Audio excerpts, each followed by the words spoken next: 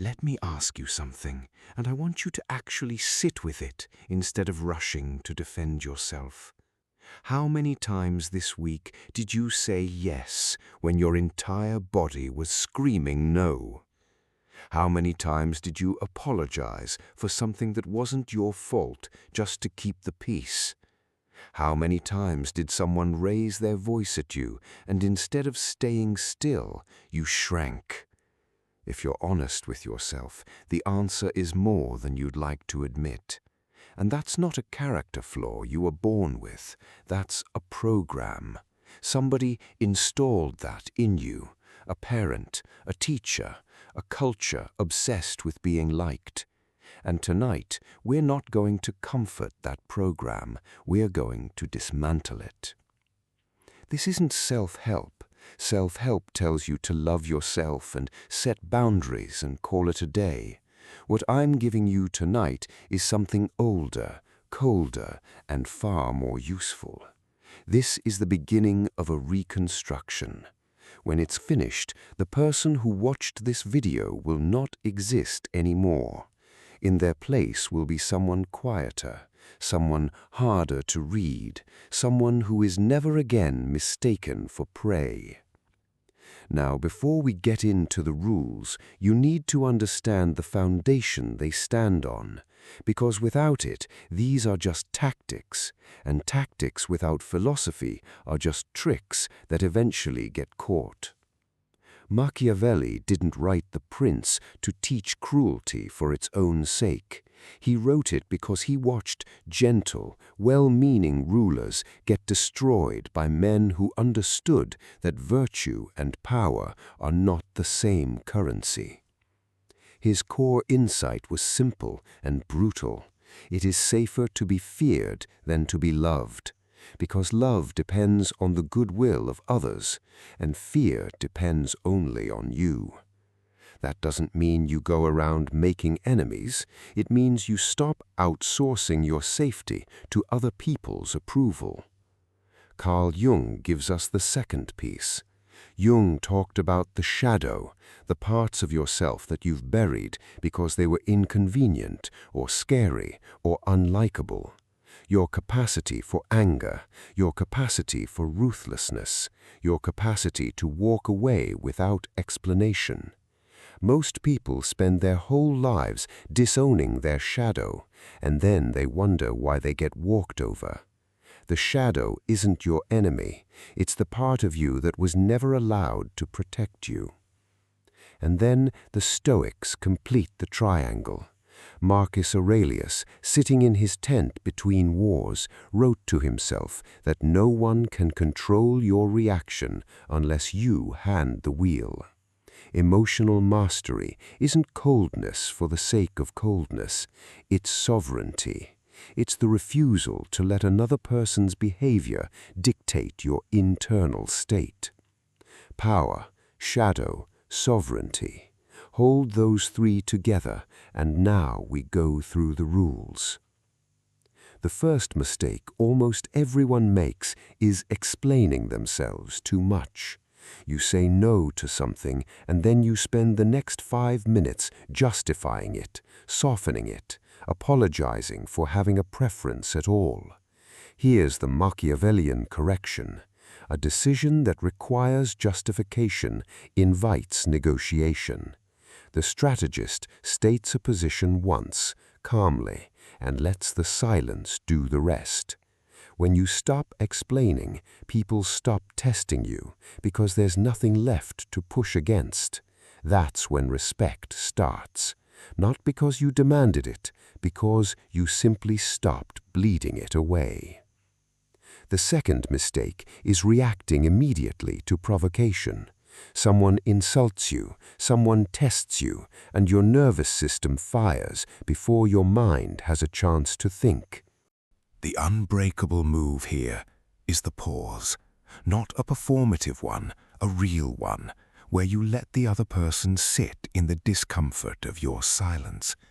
Machiavelli understood that unpredictability is a form of power. If people can guarantee your reaction, they already control you. The moment you become slow to respond, you become impossible to bait.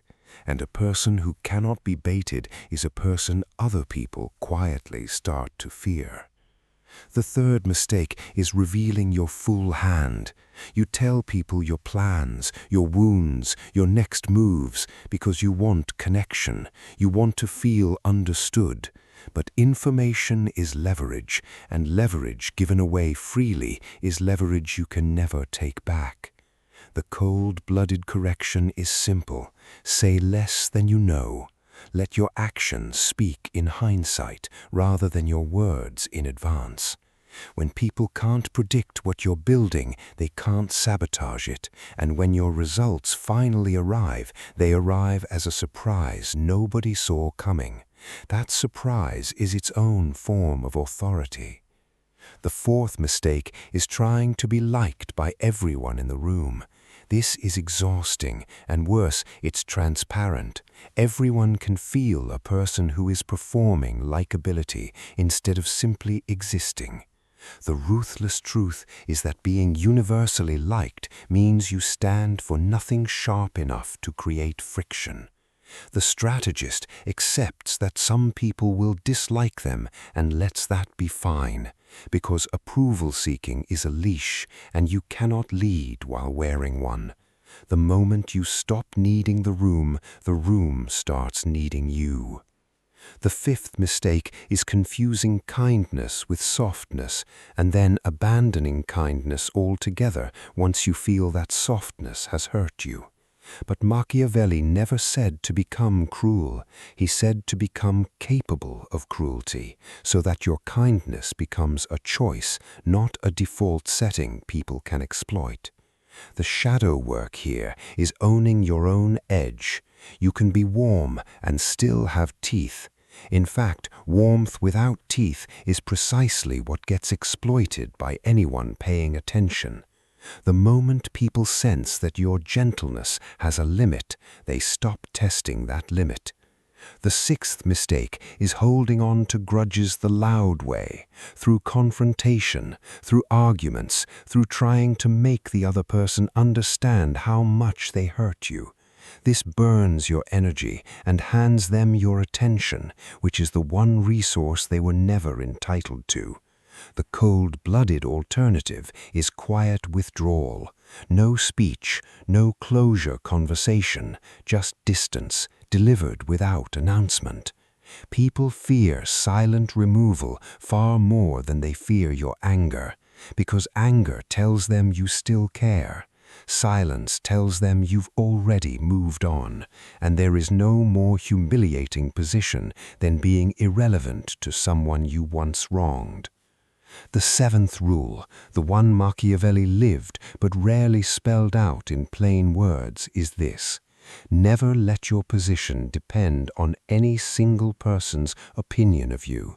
Not a boss, not a partner, not a friend. The moment your sense of worth is anchored to one source, that source owns you, whether they intend to or not. The sovereign move is diversification of relationships, of income, of identity, of validation. When no single person can make or break you, no single person can manipulate you. This is the closest thing to invincibility that exists in human affairs. 7 rules. Silence over explanation, pause over reaction, discretion over disclosure, self-possession over approval, capability over softness, withdrawal over confrontation, independence over attachment. Here is your seal for tonight. You now carry knowledge that most people spend their entire lives without ever encountering. Use it quietly. Don't announce your transformation to anyone. Announcements invite resistance, and resistance is wasted energy. Just become it. Let people notice the change without being able to name what changed. Remember the part everyone forgets when they get drunk on power like this.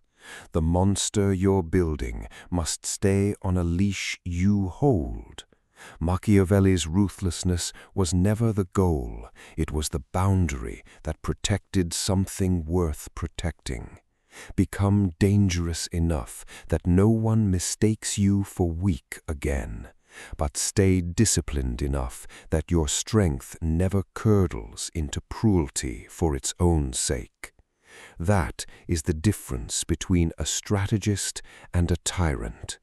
Choose to be the one who is feared for their control, not the one who is feared for their chaos. Go quietly, build coldly, rule yourself first.